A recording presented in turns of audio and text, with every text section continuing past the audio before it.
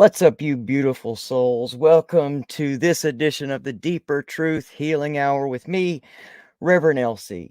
Now, often we're taught, whether it's through direct instruction or the subtle waves of societal blueprints, that success equals finding something that you're really good at and doing it so well that the world recognizes you for it. Then you become rich and famous and ultimately happy, right? Now imagine that you've spent years following this plan, and at the height of its accomplishments, it all falls apart. Well, that's what today's guest, Maroon 5 founding member and drummer Mr. Ryan Dusick, has experienced, and his story is truly remarkable. Ryan has written an amazing new book about his life, fame, disappointments, and ultimate healing called Harder to Breathe, a memoir of making Maroon 5, losing it all, and finding recovery. I'm so grateful that he's here to share his deeper truth with us today. So I want you guys to join me in welcoming Mr. Ryan Dusick to the Deeper Truth Healing Hour. If y'all are ready, we're ready. So let's go.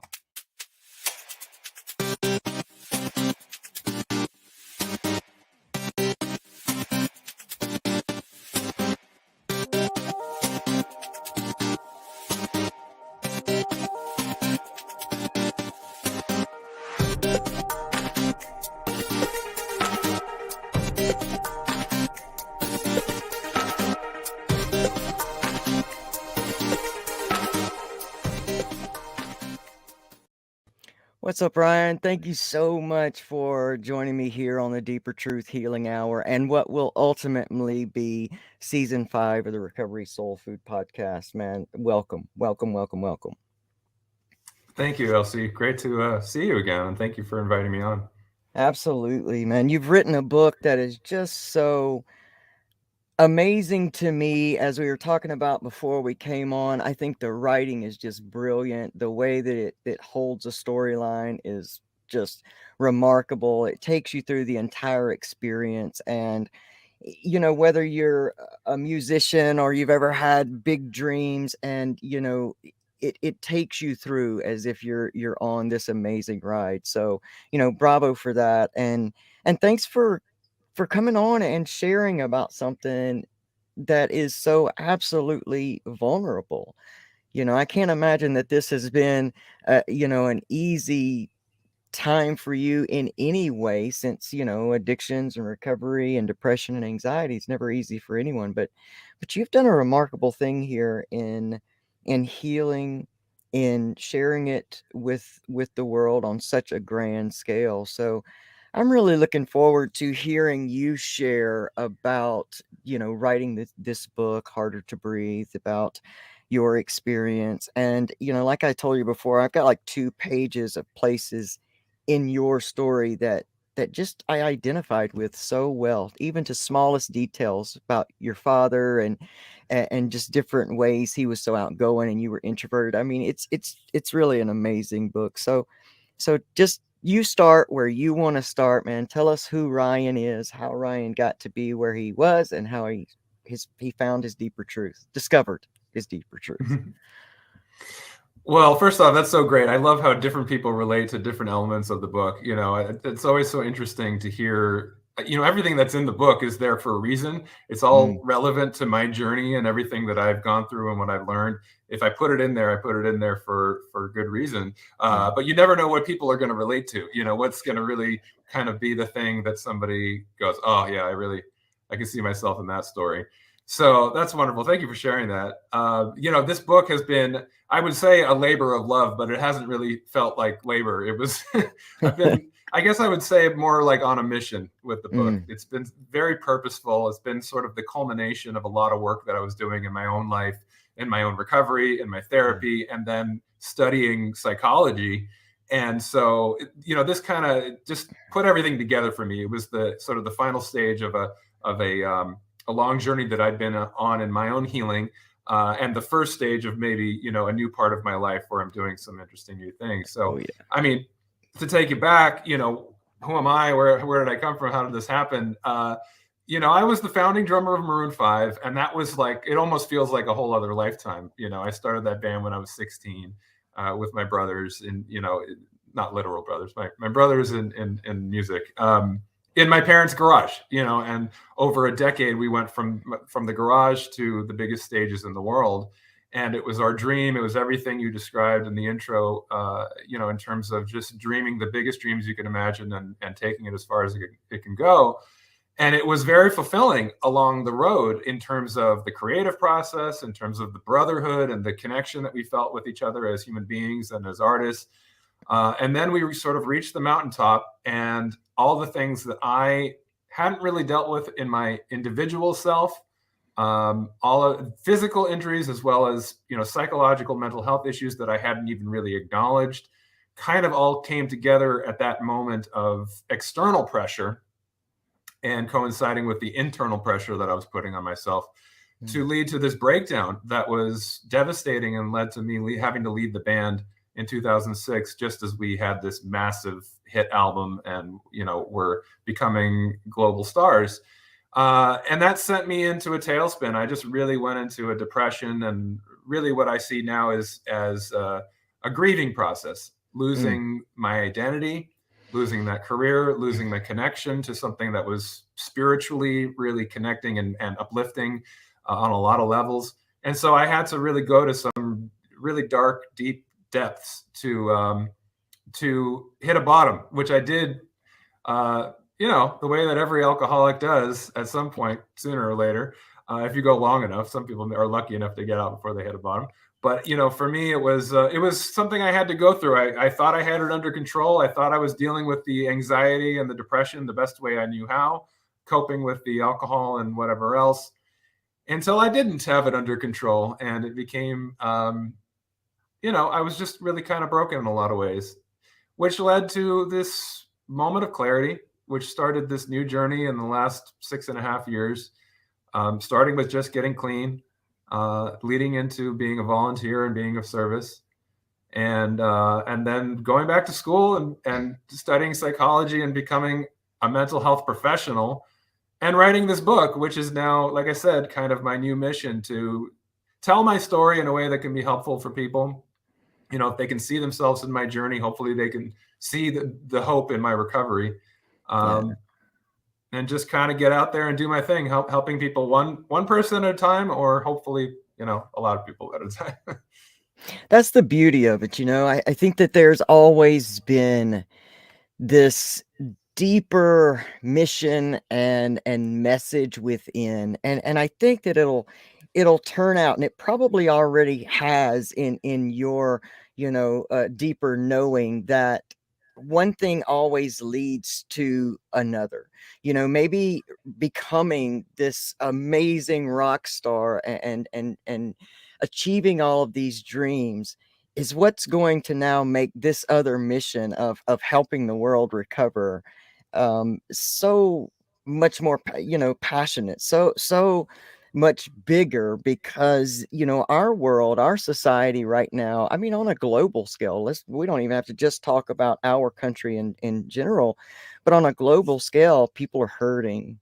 And I often believe that some of us that have gone through the depths of despair, the breakdowns, the even addictions, we're in a blessed position, because we are forced to look inwardly. We are forced to go to a place of true healing. And I believe that the world is in this space where they are longing for this and not sure how to really do this. And I think that with your story and who you've been, it shatters a lot of old paradigms that often we look at people that were in your position in Maroon 5 and think, who's this guy? What problems does he have? Well, that's a bullshit way to look at things, because I can only fathom the pressure that comes with now creating this masterpiece of this band, of this music that the world loves, and now you got to follow that up. And I can only imagine, and because I've read some of your story, your book, that there was a connection to feeling really good at something, to having that brotherhood, that creativeness.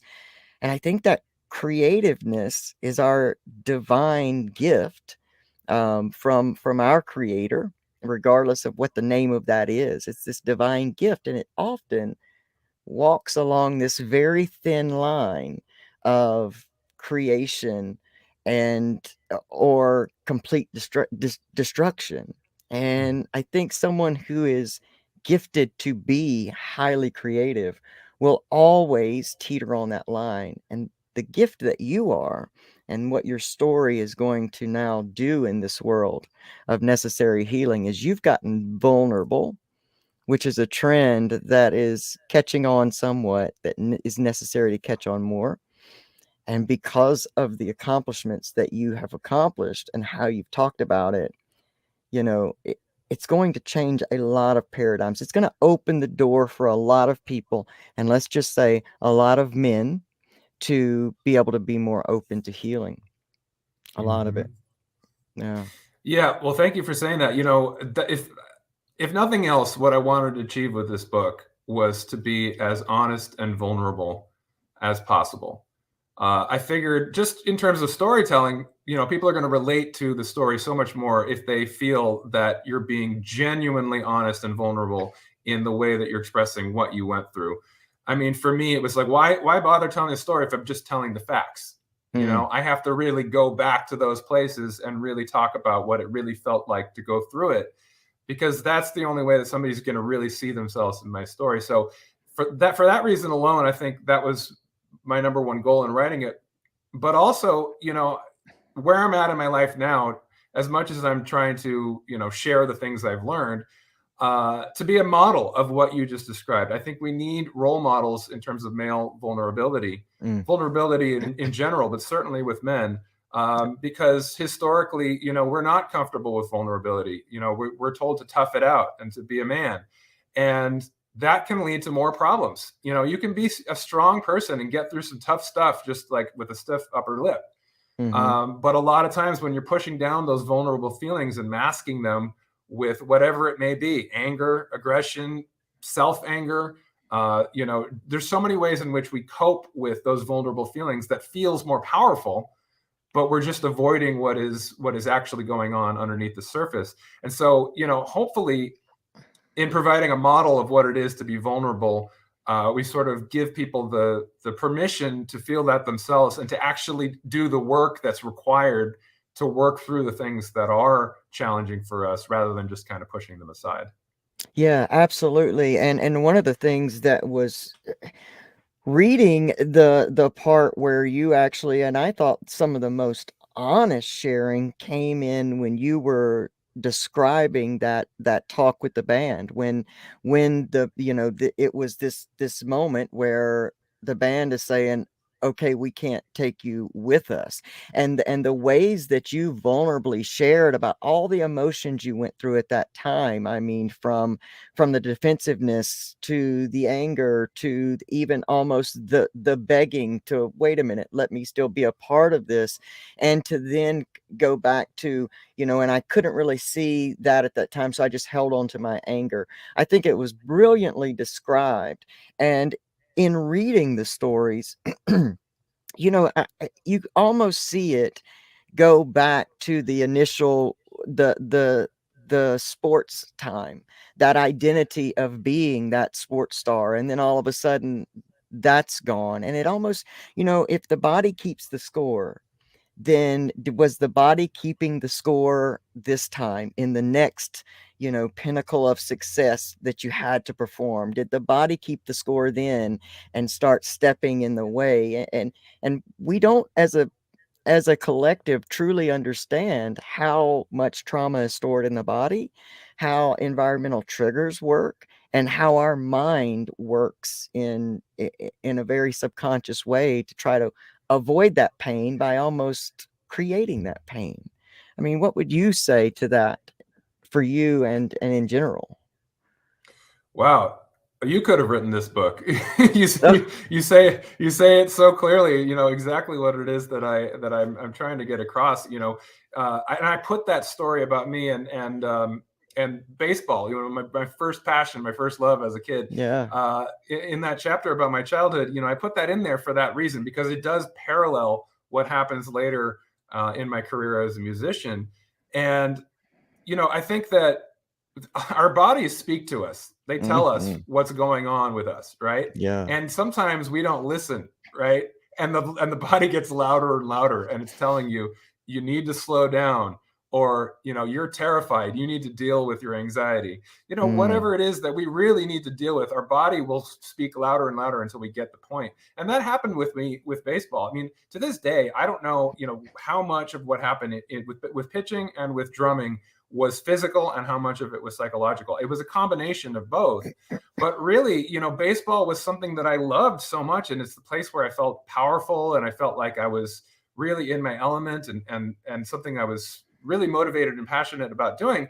But it became harder and harder as I had some injuries, and as I was trying to work through the pressure I was putting on myself, the perfectionism that I felt, the obsessive compulsiveness that I was, just the ways in which I was straining and putting stress on myself internally started to meet up with external pressures, which was creating a situation where I was breaking down. Mm. And my body just started getting out of whack. Like I couldn't throw the ball the way that I used to. And every time I would try to come back from injury, just trying to be tough, as the way that my teammates and my coach would tell me, you got to toughen Yeah. up. I would try to push through it, and things would just keep getting worse and worse until it wasn't fun anymore, till I didn't have that passion anymore. And I just felt like I wanted to walk away from something that used to be my greatest joy. Yeah. And I did. And thankfully, at that point in my life, I found music, and music was my new passion. And I just kind of like made a total, right turn into a whole other world, which was incredibly gratifying, in that this was the early to mid 90s, when it was the era of grunge rock and a lot of Great very time. sort of, right. But really dark and heavy stuff that Yeah. really spoke to me, the stuff that I was going through as a teenager, and dealing with sort of disillusionment and feeling, just wondering who I was and trying to figure out what my identity in the world was. Yeah. And so pounding on the drums and finding that new identity, expressing myself in that way, it felt like freedom, and it felt like a new passion. And that became my new sort of coping mechanism for the things that I hadn't really dealt with inside, right? Yeah. And so you fast forward to the years, a decade later, when I was on the road day after day, week after week, month after month, and it became too much between those internal issues and now the external pressure again. And the same thing really happened again. I started to break down. My body started telling me, you can't do this anymore. You're killing yourself, basically. And I didn't listen. I just I got to push through it. There's no taking a break here. There's no taking care of yourself. We have a mission to do, and we're we got to get out there and take over the world with our music. And my body just kept getting louder and louder, to the point where it's like, you cannot play the drums anymore. And the body keeps a score. If you aren't listening, it will just keep speaking louder. Yes, it will.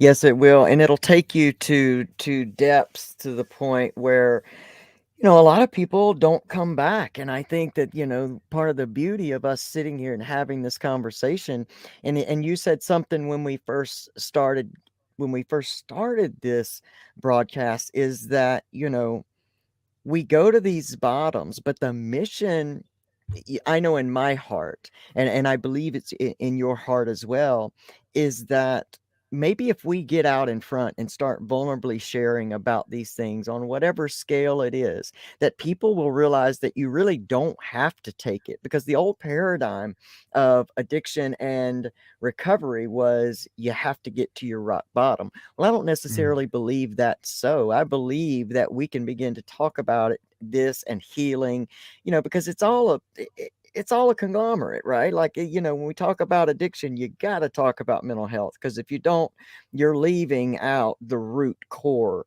of a lot of the issues.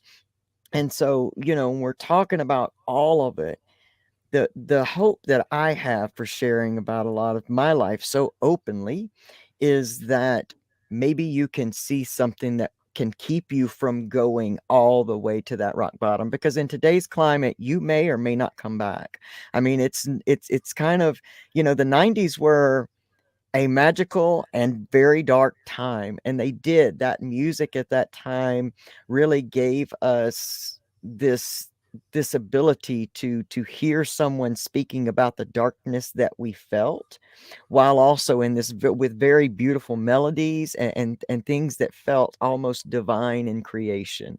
I was a musician myself, and just being able to get lost in those rhythms, in those, beats, in those lyrics, were a time that I don't know that necessarily music has spoken to me since. And I don't know if it's just because I remember the depth of that time, but I see it as a beautifully dark time in history.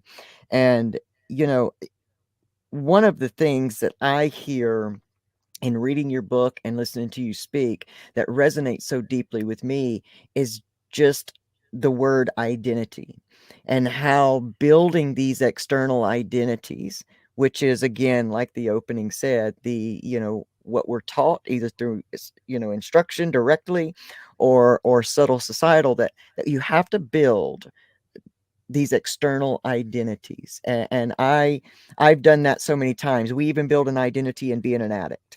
There's all these external identities that keep getting us further and further away from our true identity, which is the divine expressions of God and creation.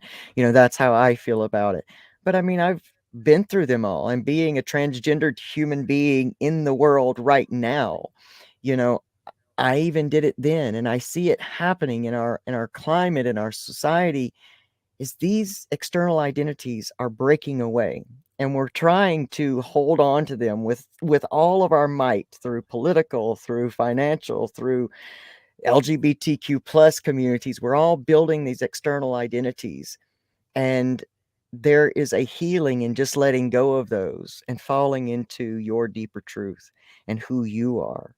And I know one thing about your story is that very initial, the baseball and the sports really brought you and your dad closer, which seemed to be, there was kind of a gap there between you and your father. Would you say that possibly that was born in that maybe we had now this bond, that maybe you didn't feel so much? And how did that change, or was it ever an issue after the baseball fell apart?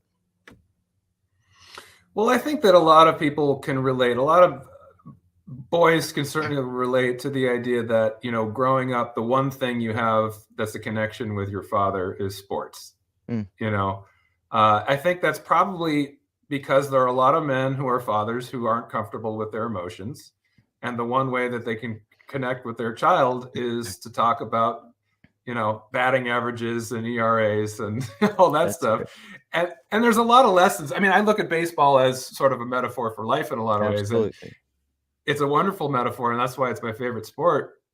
But I think that for my dad is a lovely guy who actually is relatively well in touch with his emotions and his feminine side, compared to a lot of men that I know.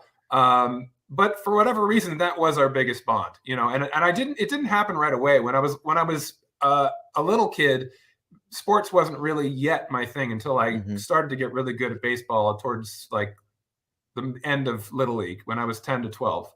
Um, and during that time, fortunately enough, the Los Angeles Dodgers, who are my favorite team, I grew up in LA. It was also a golden era for the Dodgers. I mean, 1988 was the championship year, the Cinderella season. And so we had that moment together, Kirk Gibson hitting this home run and Oral Hershiser, my favorite pitcher, just having the greatest season of all time on the mound. And so that really bonded me and my dad, just watching That's those awesome. moments together. I just remember us, hugging each other and just jumping up and down when the Dodgers won the World Series. And so, more so than anything else that I can imagine, that was something that bonded us. I was actually more That's of kind of a great. mama's boy up Right. until that point. My mom and I were very close. I was kind of, uh, I was very affectionate with her. She put a lot of her energy and love into me, and I was a very shy kid. I was like holding on to her leg all the time even when we go into like family events and things. But baseball was kind of the one place that I emulated my dad more, who was much more of a sort of outgoing, big personality. He seemed very sure of himself in most contexts, and I think that I emulated that when I was on the mound in terms of being just more confident and being at least stepping into an identity, as you put it.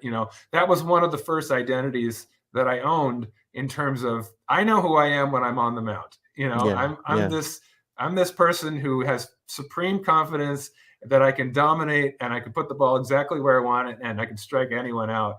And that identity was really comfortable and powerful for me. And so, of course, it was really painful when that identity started slipping away. And I had to kind of grapple with, who am I if I'm not that guy who feels that confidence on the mound? And then entering into this phase of adolescence that's so awkward and there's no confidence anymore. It's, who the heck am I? And then, so in a lot of ways, I kind of feel like when I look back, I've lived like 4 lifetimes already, because there's been like 4 different identities. There was that childhood baseball identity. And then there was this music guy for a decade that I was the drummer in this band. I was 1/4 and then 1/5 of this artistic creative entity. And that was like my whole self-definition of who I was. And when that was gone, I didn't know who the hell I was. I mean, I was an alcoholic, as you said. That was my new identity. It was just, I was a guy with a lot of free time. I felt really bad, complaining about my lot in life, because I had been so fortunate in so many ways, which you alluded to earlier. It's like, I dealt with that a lot. Who the heck am I to complain, having had the success that I've had and getting to do the things that I've gotten to do in my life. I can't call anything that's happened to me trauma, because it's all been a blessing. I just wasn't good enough to hack it. I just wasn't good enough to stay there. So I would just keep kind of pounding on myself and beating myself down with that self-loathing, rather than admitting I went through something really difficult. It doesn't matter that I had success and then I had all these things. Right. Trauma is relative to the individual.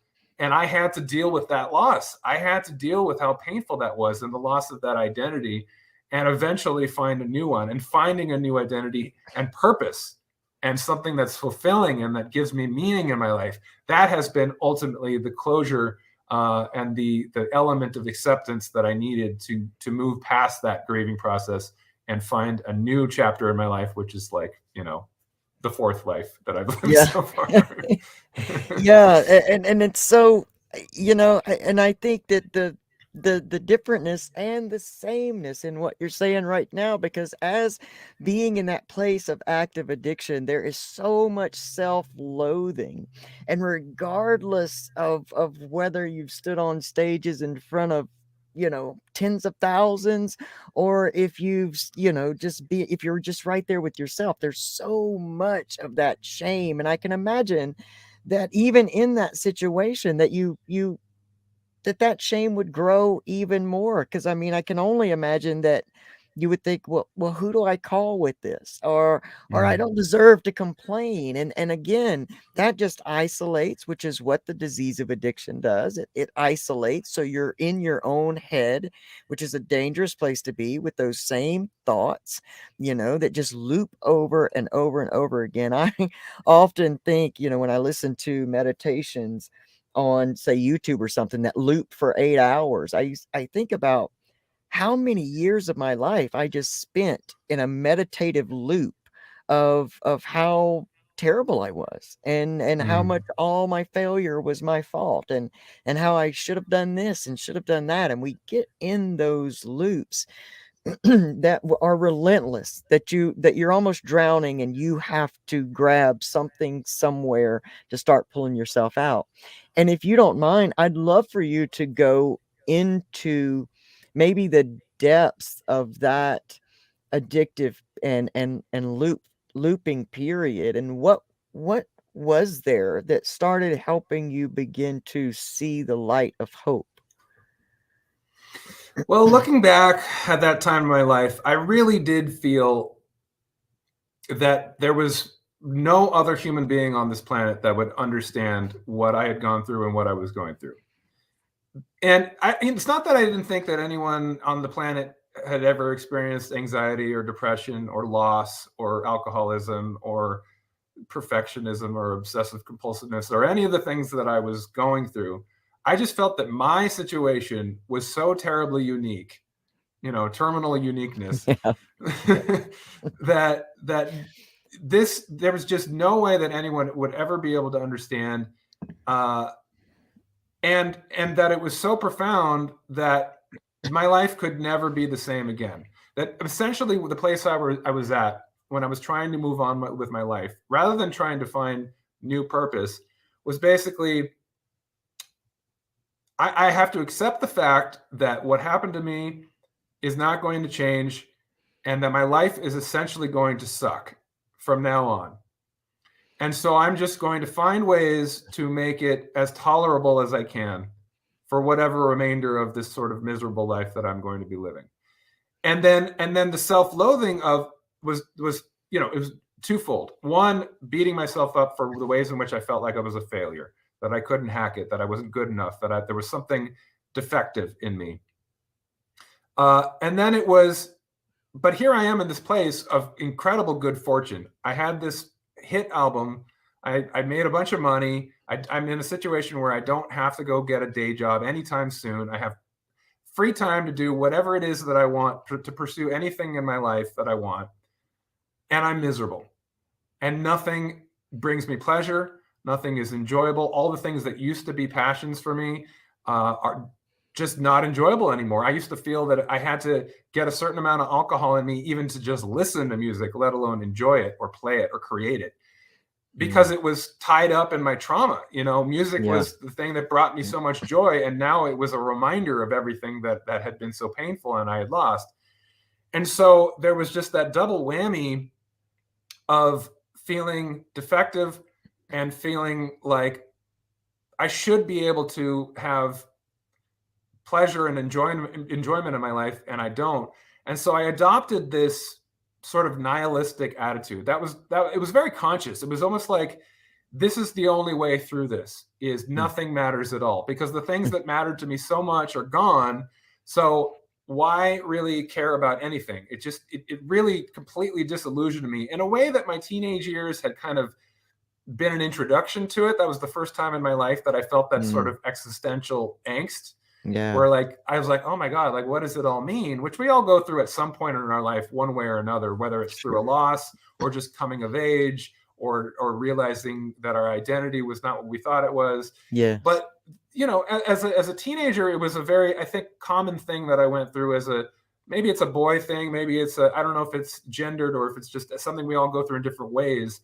But as a teenage boy, I was like that stereotype of a brooding young man who was just kind of like, I don't know, angsty, I guess, for lack of a better term.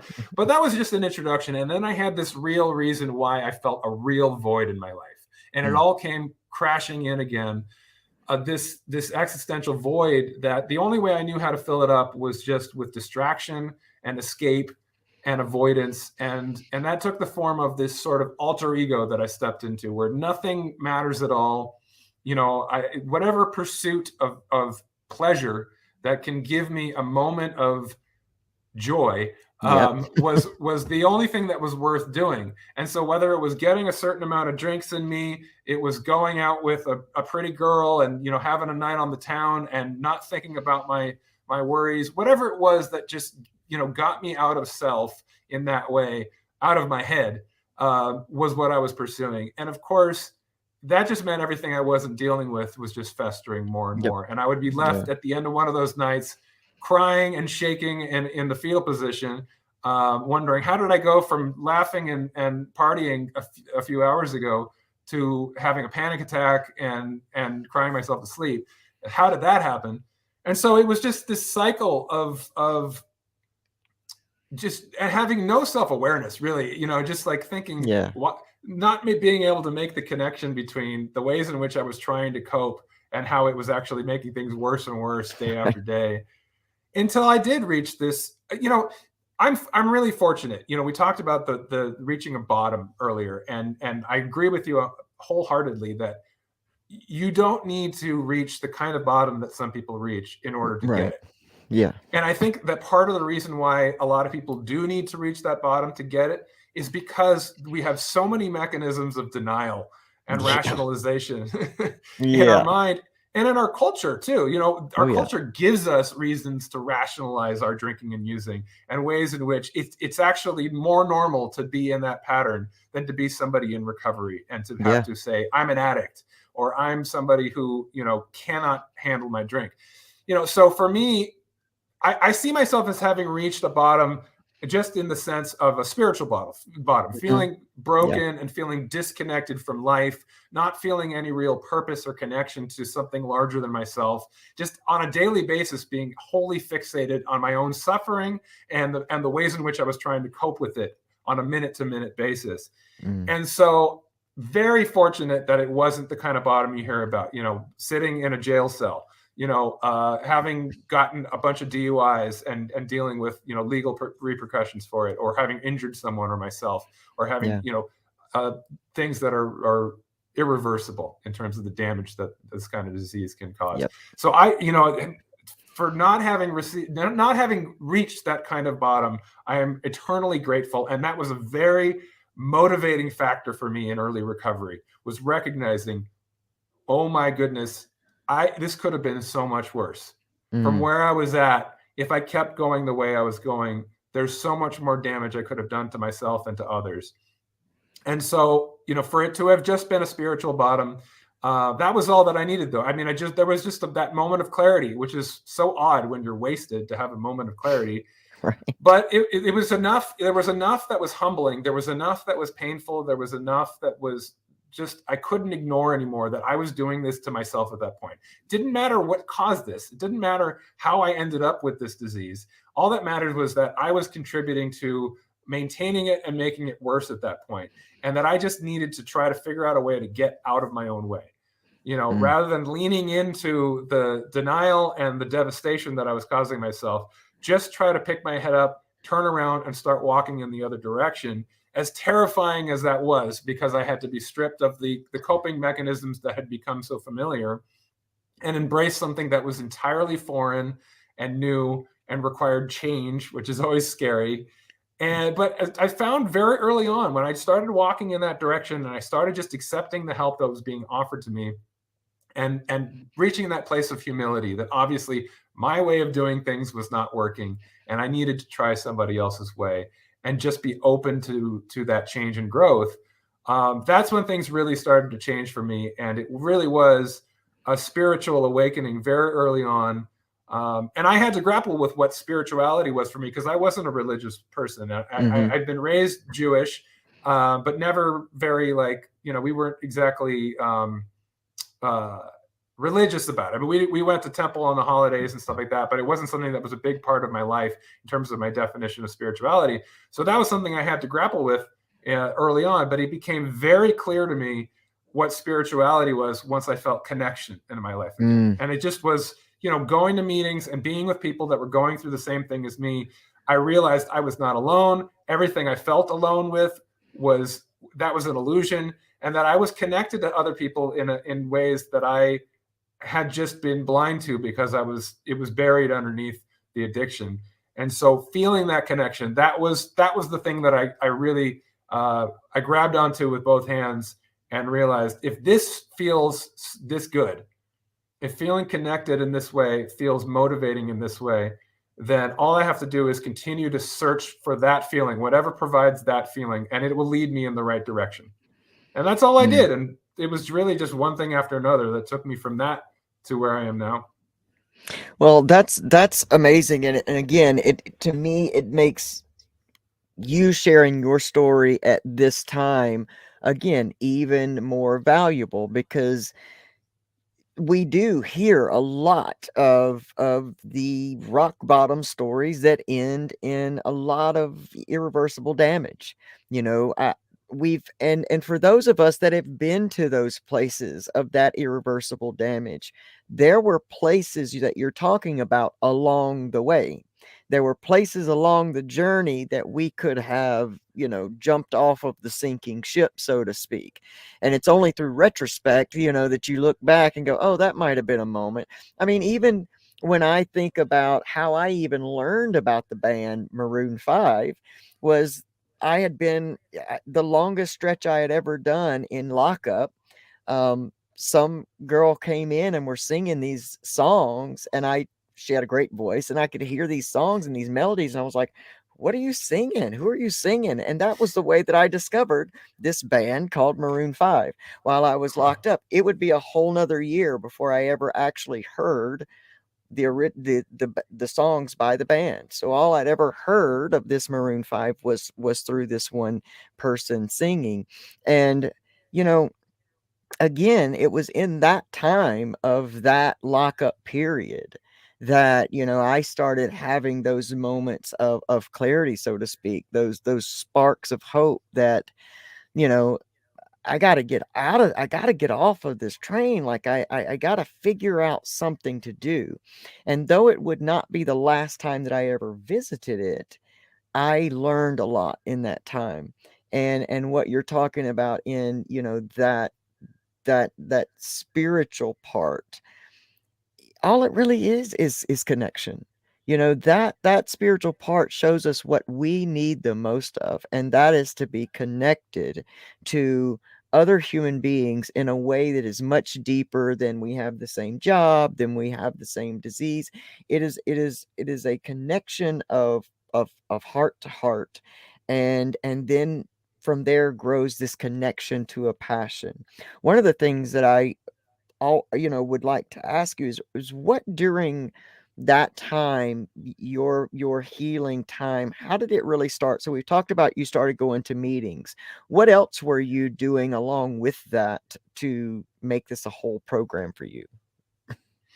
Well, I actually started out my journey of recovery in rehab. I went out to the Betty Ford Center here in Southern California in the desert, and I needed, to go into a detox. My drinking had become bad enough that I needed a detox, and then I was inpatient, at the center there for a month, um, and I was being weaned off of some of the medication I was on, and that first month, of course, was really challenging, Yeah. but it was also, it's funny how, because I remember, of course, being extremely anxious and having to deal with a lot of things all at once, and that were terrifying. But also looking back, it's like one of the best times of my life in some ways too. It's like I often feel like I wish I could do that again, because how many times in your life do you feel like you're just like waking up to the world and Yeah. finding connections and finding inspiration? It was like, learning to walk again, and just having all the world open up to me and all the possibilities Mm. that were presented. And after I left the Betty Ford Center, I did a couple months. I did one inpatient and one in their sort of graduate program. I guess I was like in a sober living house and going to their classes. And they recommended I go to an outpatient program back home in LA. And I did that for a few months. And that was just kind of like maintaining the structure and continue. It was actually not a 12-step based place. It was a Mm. cognitive behavioral therapy Mm. based place. So it was a different take on it in terms of both the sort of neuroscience about it, the brain chemistry of addiction and recovery, but also just these very practical notions of how to deal with triggers and how to deal with thoughts of using and cravings and all this stuff. And so that was really helpful. And then I was 6 months in and leaving that program, and there was this, again, going to be a sort of void, because it was like my identity had been, I'm recovery man, and Yeah. I'm in in these programs, and now it's like there's going to be a lot more hours in my week, and how am I going to fill that, and what is that going to look like? What's my new purpose going to be? And I did two things at that point. I started going a lot more AA meetings, and I got a sponsor, and I started working the steps again. And the other thing was that I started volunteering at that center that I had been going to as a graduate. I mean, here I was, I don't know, 6 to 9 months sober, and I was teaching people about recovery and, giving people just listening to them tell their stories, telling them my story, and relating the things I'd learned in my short time in recovery. And that alone was probably the most meaningful experience I had had in a decade, because I was being of service to another human being. I felt not only was it wonderful to be giving in that way, but also I was discovering talents that I either didn't know I had or had forgotten that I had because they'd been locked up underneath this addiction and everything I'd been struggling with. And it was empowering. It was, you talked about pride earlier. Um, pride can be taken two ways. It could be either having an ego that's out of control and Yeah, being right. self-obsessed, or it could be taking pride in the things that you do, Yes.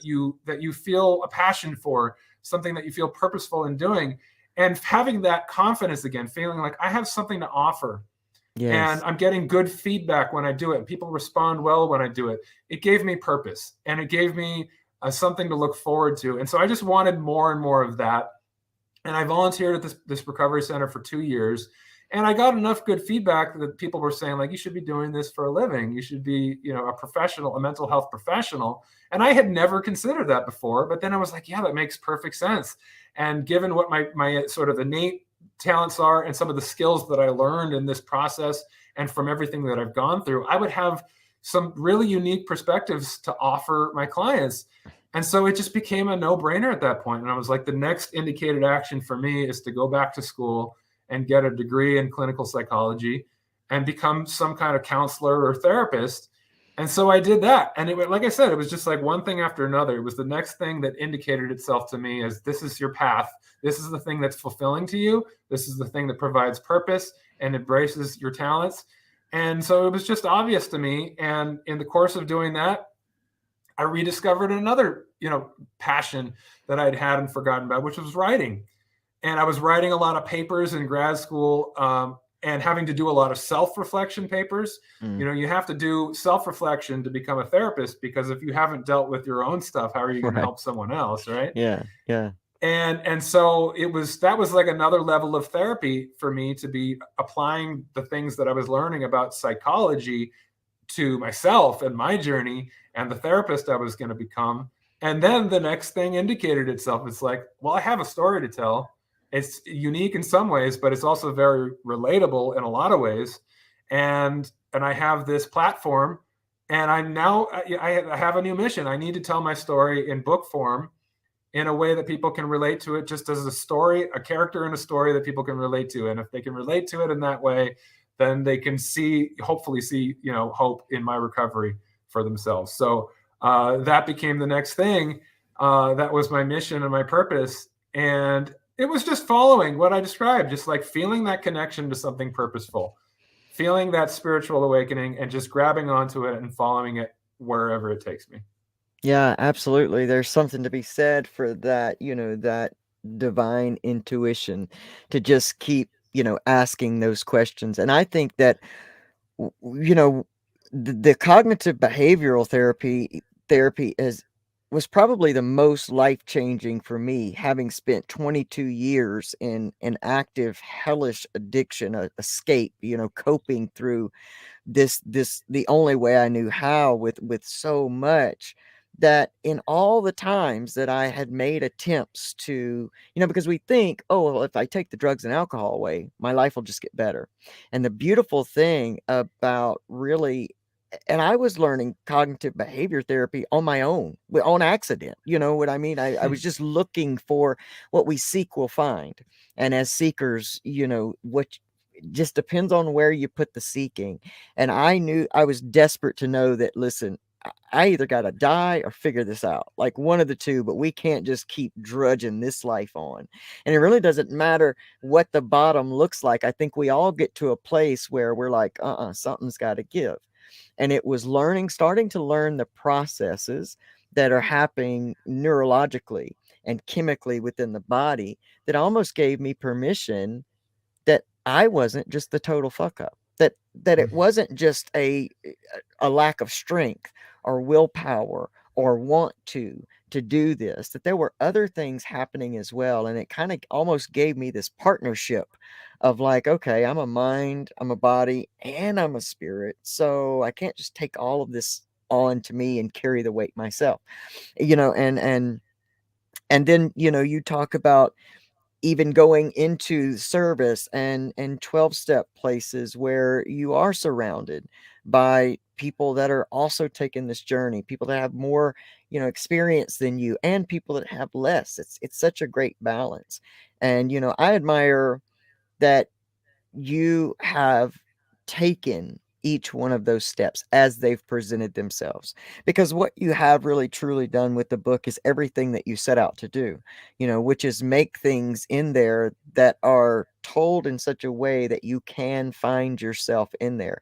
I come from a very traumatic background, and yet, you know in some of the first pages of the book, I can see this beautiful correlation between your dad and my grandfather, and just the ways that feeling that embarrassment because of their big personality, because of me being such an introvert, I would shrink down when he talked to everyone in the elevator or make the dad jokes. And that was a moment in there where it's like I could almost feel close to this story. And so, what you've set out to do with this, I really feel like you've accomplished. And, that so many different places. When I talk to people often about, because I work with people and families that are going through gender transition, recovery, and families that their children are transitioning, and oftentimes we talk about how alike a lot of our journeys are. I identified truly with your loss of identity. I resonated so much with your feeling defective, in different times in your life, especially in that childhood place where you feel like, oh, something's wrong with me. What's wrong with me? And that, to me, just goes to show that regardless of what the details of our stories are, we are all truly of one creation, that we are all of one, and that we're more alike than we are different, and yet our differences should be honored and really celebrated, because that's how we were made. It blows my mind that we can't see that there are people on earth that can't see that this is a divine plan. So, I really, really look forward to, as the book continues to come out and gain, even more traction, and continue to reach more people, and as you continue to move in service, because what you're doing with us, with these things that we're doing, like right now, is being of service, helping that your voice reach different audiences, and I admire that, and I think we're going to see a lot of people helped. I think we're going to see a lot of people helped through all of this, and I admire you. You've got a lot of stuff coming up. You're going to South by Southwest, which is a really, really big deal. Do you look forward, or have you already made connections within the music, say acting, so I guess we can just call it what it is, like the celebrity community, that people have had the same experiences as you? Or, I mean, have you made many connections there, or is that still coming up? I'm starting to. I'm in that moment right now where I'm kind of starting, basically three different careers at the same time. I've been seeing clients as a therapist for 2 years now, but I'm really just starting to build my own practice Mhm. and all that stuff. So I'm really, really in the early stages still of that career. But I have this book out, so I'm an author, and what's coming from it also is these opportunities to speak and Yeah, do things like this, but also in person. Going um, and speaking to groups, doing conferences, doing things like this thing in South by Southwest, which is a panel about mental health in the touring industry. So it's very specific to something I have a lot of it's experience amazing. with. And so, these kind of opportunities are wonderful for me, but they're also great opportunities to speak to people that need to hear some of the experience that I've had. And I'm really just kind of exploring where that'll lead me. I did think at a certain point when I did go back to school and I was wondering what kind of a therapist am I going to be exactly. I had thought, I would just work at a recovery center. That was my first thought. And then, my sort of horizons were expanded in all the study that I did in the different fields and areas that I was studying and exploring. Excuse me. And I realized that I probably it would be I would be neglecting an important part of my past. and what I Mhm. have to offer if I didn't seek out and sort of market myself to people that are in the same industries and are having the same experiences anywhere in the spectrum of what I did, whether it be success, failure, just starting out, dealing with the pressures, dealing with the anxieties, the perfectionism, performance anxiety, all the things that go along with whether it be being an actor, as you said, or an artist of some kind, a creator, a performer, a musician, an athlete. So I do think that there is an avenue there where I'm starting to find maybe there's a path for me, both as a therapist and as a speaker. But again, my horizons and my options are always expanding, and I'm looking for different ways in which I can just be of service and be purposeful in what I'm doing in terms of helping people. Humbly speaking, I think that I have some things that I've learned and gained in my journey that came from the struggle that it almost feels like it would be a shame to not use that and to not offer that in a Yeah. helpful way. And so anyway, any form that takes, I'm happy to do it. No, yeah, absolutely. I feel the same exact way. It's almost a shame, to come back from that and not share it because there's other people experiencing that.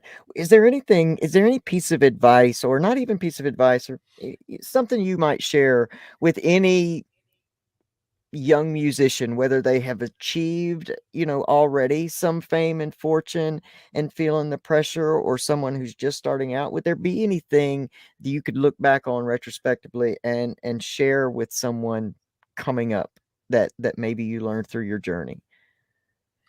I think when I look back at my journey and I look at some of the regrets that I've had, the things that I look and I'm like, oh, why didn't I get that earlier? Why couldn't I have had that little piece of wisdom? It would have helped me so much on my journey. I think it was being a young man and being proud in the unflattering ways, Hmm. being defensively all or nothing in my thinking. I'm either great or I'm not great. I'm either there and I'm perfect and I should be admired for everything I'm doing, or I'm a failure and I'm defective. And so with that came this defensiveness of um, not being very teachable, Mm, right? Not being able to bring in new information or accept any criticism as constructive, right? yeah. So, I mean, the advice that I would give my younger self and to somebody in that position now is, be teachable, be open to the idea that you don't have all the answers, and that's okay. It doesn't mean you're not great. It doesn't Right. mean you're not Mm, absolutely amazing and doing something wonderful. I used to hate the word potential. mm, my mm, parents would say, like, well, you have so much potential at this or that. And I would get frustrated. I would say, I don't want to have potential. I want to be great already. yeah. And it's like nobody's born great. Even if you have talent, even if you have a lot of things that are going for you, you have to foster that talent and you have to be teachable and you have to be willing to work and to grow. And I wish I had understood that earlier in my life, because it would have saved me a lot of pain and it would have led to some of the ways in which I've learned and grown much earlier in my life. So yeah, remain teachable. Even look, the greatest performers in the world, the greatest athletes, the greatest leaders can still learn new lessons. And it's the Mm, ones who are truly great and have a great career in whatever field they're in. The ones that take that mindset that I'm a forever a student.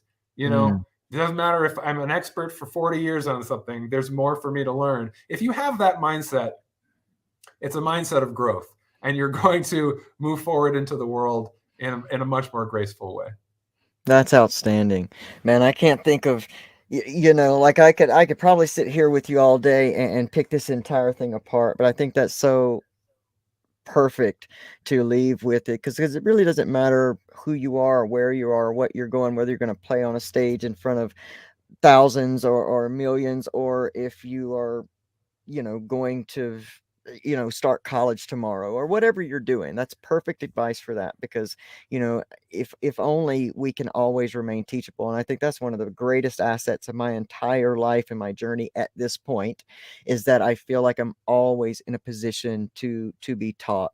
And I've learned so much a lot, here today from you. I'm still learning from reading your book. I learned from, every person that I connect with on a grand scale just because It's I'm a student of humanity, a student of human beings, and I really appreciate you coming here today for writing this book, sharing your deeper truth, and on a global scale, for coming here and sharing it with us. I'm just grateful, just super grateful to have made this connection with you. Now, let's talk about where people can get in touch with you. Ryan says Instagram is the greatest place to touch base with him now. So that's at Instagram at Ryan underscore Michael underscore Dusick. And from there, they can click on your bio and get the book and everything, correct? Awesome. Yeah, the book Harder to Breathe is available on Amazon, Barnes and Noble, anywhere you buy books. And I have a website as well, ryandusick.com, that you can check out. But Instagram, I put a lot of fun old videos of the band from our formative years and stuff, and photos, and I'll post whatever I'm working on in terms of appearances and stuff like that. So it's a good catch-all as well. Yeah, I've Perfect. absolutely I've loved watching some of those older videos that you put out on Instagram. Those are so neat to just watch. And I think that it goes right along with the advice you just gave. I mean, if you go and watch those videos on Instagram and see the band, and I have everything to believe that even as great as the band is still today, you had a big part in that. Like I don't think they could be this great without having have been all in all of those journeys. Now you're still in contact with those guys, and because Adam Levine has written the foreword to your book, I mean, it seems like they're very supportive for you in this great new chapter.